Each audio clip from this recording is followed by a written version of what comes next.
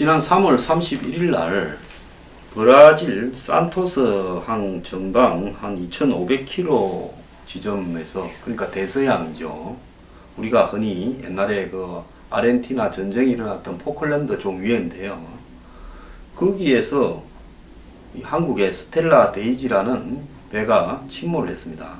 이 철강석을 브라질 항구에서, 이 구아이바 항구에서 싣고 중국 이 칭다오로, 청도항으로 가던 배인데요. 그러니까 브라질 항구에서 싣고 대서양을 통해서 이제 이 청도로 가려고 하는 배가 브라질을 떠난 지 한 2500km 전방에서 이렇게 침몰을 했습니다. 배가 굉장히 큰 배인데요.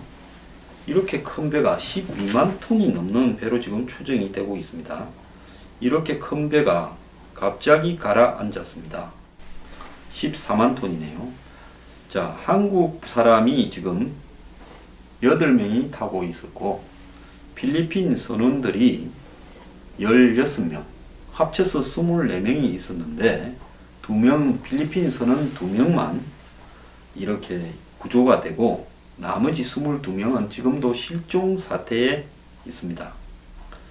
자, 일본에서 건조한 배고요. 배가 조금 93년도에 건조했으니까 지금 24년입니다만은 그래도 오래된 배라고는 그렇게 볼 수 없습니다. 지금 다니고 있는 큰 화물선들 중에 20년 넘은 화물선들 수두룩합니다.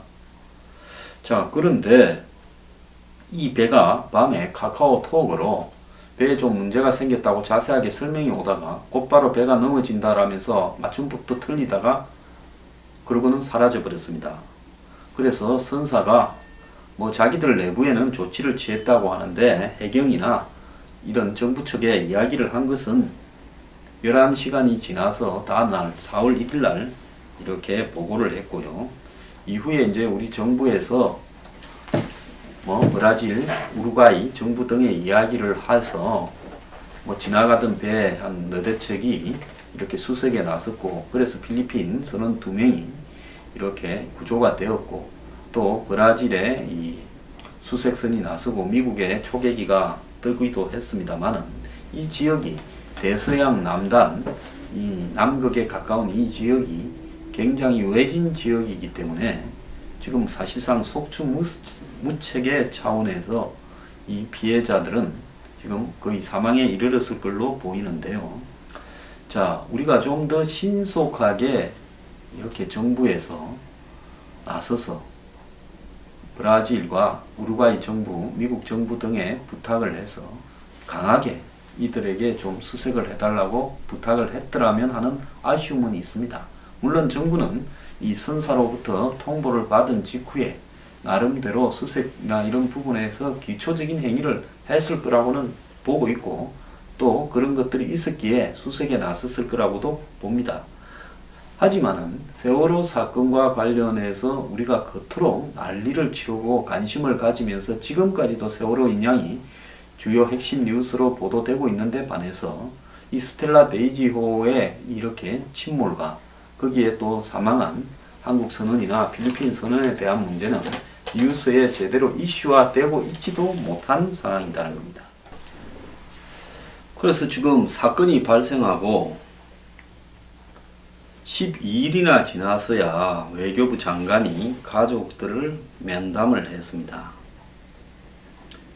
자, 그리고 윤병세 장관이 어제 오후에 폴라리스 시핑 서울 본사에서, 선주사 본사에서 이 대책반을 방문을 해서 가족과 면담을 했다는데요.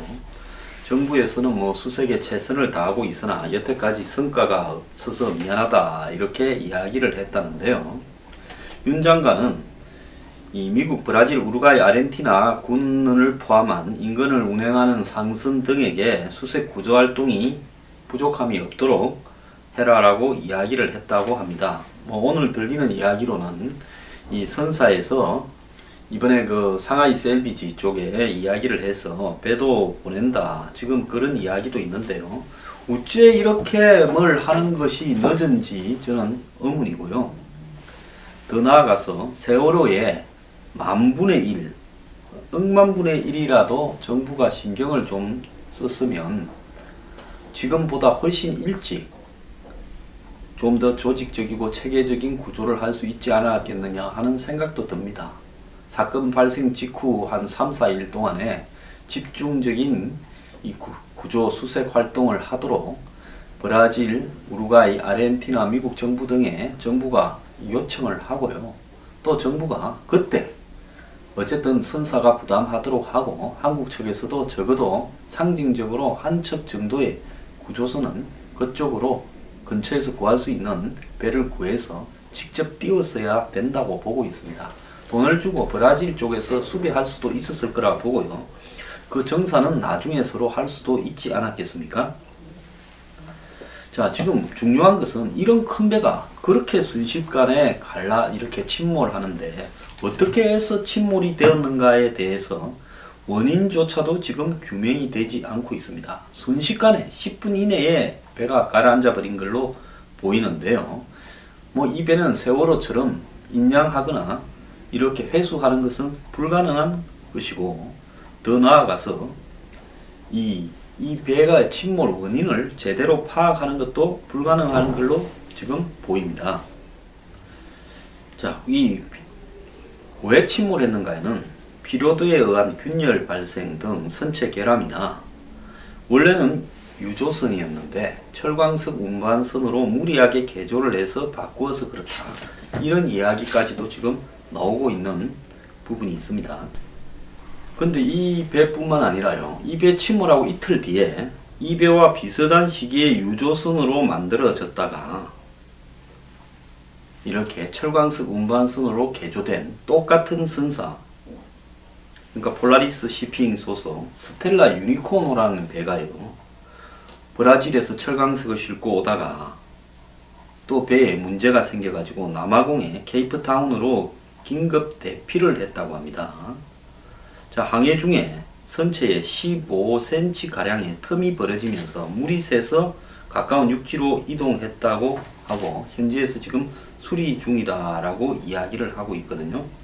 그걸로 보면 똑같은 시기에 개조되어서 처음에는 두 개 다 유조선이었고 그 유조선을 개조를 해서 철광석 운반선으로 이렇게 했는데 두 배는 원래 용도나 건조, 개조 시점, 크기와 적재 중량 등이 거의 비슷한 쌍둥이 배라는 겁니다. 자, 이 두 배가 노후한 데다가 관리가 부실해서 언제 침몰해도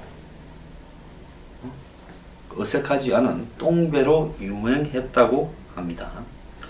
자, 이 2000년대를 전후해서요, 벌크선 사이에 유조선을 가지고 중고 유조선을 화물선으로 개량하는 그런 일들이 굉장히 많았다고 합니다. 당시 유조선에서 유기름 유출 사고로 해상 오염 문제가 심각해지자 그 선체 외판이 한 겹으로 이루어진 유조선들을 퇴출을 시키고 두 겹인 유조선으로 바꾸어 나가는 과정에서 퇴출된 유조선을 사가지고 이렇게 이 벌크선으로 개조한 게 많았다고 합니다.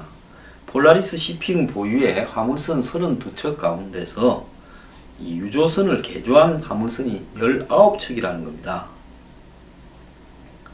자, 그런데 뭐 한국 성급이 이런 안전도 검사를 주기적으로 하고 어쩌고 하지만은 대한민국에 이런 배 침몰 때마다 얼마나 이런 감시하는 정부의 시스템이 허술하고 부패했는가라는 것은 이미 우리가 잘 알려진 부분인데요. 이 배 또한 제대로 감시 감독을 받지 않고 있다가 한마디로 노후한 배를 사서 개조를 해서 무리하게 운영을 하다가 배에 균열이 생겨서 이 침몰을 했는데요. 영화 최근에 그 극장에도 했고 이 IPTV에서 볼 수 있는 Finest Hours라는 영화에 보면요, 이 영화가 54년인가 실제로 침몰한 대형 어떤 유조선을 사고를 보여주는 영화인데요. 그 사고에서 그 선원들을 구조하는 과정을 다룬 미국 해양경비대 활약상을 그린 영화인데요. 이 큰 배들이 말입니다. 이 배와 배를 갖다가 이렇게 배를 만들 때는 중간을 갖다가 용접을 해가지고 이렇게 갖다 붙여서 하는데 그 영화에 보면 큰 배가 반 조각이 나버려 가지고 한 조각은 침몰해버리고 한 조각은 바다 위에 잠깐 동안 떠 있는 사이에 구조를 하는 내용입니다. 그래서 이 배들이 이 용접 부분이 갈라지는 일이 종종 있는데요. 유조선은 유조선에 맞게 이렇게 유조선의 기름의 무게에 맞게 만들어졌을 것이고 그것을 갖다가 개조를 하는 과정에서 규정을 준수해서 제대로 개조되기보다는 불법 개조되었을 가능성이 많고 그런 것들이 지금 이번에 이 위태위태한 배가 순식간에 배의 노후 피로도를 못 견뎌서 용접 부분이 한마디로 갈라져 버려서 배가 순식간에 손 한 번 제대로 못 쓰고 카카오톡 급히 하다가 말한 것 빼고는 무전도 제대로 하지 못한 채 배가 침몰해 버린 거 아닌가 이렇게 지금 추정되고 있습니다. 구조된 선원들은 제대로 대피할 시간도 없이 큰 굉음이 나면서 배가 기울어져 버렸다라고 이야기를 하고요. 또 배에서도 제대로 된 대피 지령조차도 내려지지 않았다고 합니다. 세월호처럼요. 자, 그런데 이 배의 침몰 이후에 지금 한국 정부가 대통령이 없는 과도기적 상황에서요. 이 배의 선원을 신속하게 구조하라는 황교안 대행의 지시도 저는 못 받고요. 더 나아가서 이 배가 침몰한 지 5일이 지나도록 선사 차원의 대책반이 다 전부고 정부는 이 부분에 대해서 공연히 정부가 개입을 하게 되면 또 세월호처럼 엮일까봐 보신하는 공무원들이 다 발뺌을 하고 있다는 거고요. 그래서 외교부는 이 해양수산부가 컨트롤 타워를 하고 해양수산부는 외교부라 그러면서 세월호 때처럼 님이랑 내미랑만 하고 있었다는 거고요. 그 다음에 이 스텔라 데이지호 사고가 처음에는 네이버 첫 화면에 있었고 연합뉴스도 떴는데 이것이 나중에 이렇게 사라져 버렸다라는 이야기까지도 나오고 있습니다. 결국요, 이 유조선을 중고 유조선을 사서 벌크선으로 화물선으로 개조를 하고 그 개조 과정에서 안전검사나 이런 부분들이 제대로 되지 않은 채 한간에는 똥배라고 언제 가라앉을지 모르는 배라고 소문이 무성했고 자매 배가 이 스텔라 데이지가 가라앉은 다음에 이틀 뒤에 남아공에서 옆을 지나다가 15cm나 균열이 발생해서 긴급 대피를 했다라는 걸 봤을 때 노후화된 배의 피로도에 의한 한마디로 이 배의 균열로 이 물이 들어와서 침몰했다는 것이 뭐 거의 발뺌할 수 없는 사실로 보이는데 정부는 그동안에 뭘 했습니까? 세월호를 겪고도 아무것도 이렇게 바뀌지 않았고요. 지금까지 이 선사에만 책임을 이렇게 지우고 정부는 여기에서 빠져있자라고 이야기를 합니다. 자, 세월호같이 정치권에서 관심을 가지고 가족들이 많고 뭉칠 때는 어쩔 수 없이 정부가 들어가서 성의를 보이는 모습을 보이고 그 2억 만리까지 가서 돈을 벌어 보겠다고 하다가 이렇게 숨진 선원들 가족에 대해서는 이토록 정부와 언론이 무관심한 채 잊혀져 간다. 자, 정말 대한민국은요 답이 없는 나라라는 생각이 듭니다. 세월호는 뭐고 스텔라 데이지호는 뭡니까? 둘 다 똑같은데요. 왜 한쪽만 이렇게 관심을 가지고 한쪽은 이렇게 무관심합니까? 야당이나 진보 세력은 뭐 하는 사람들입니까?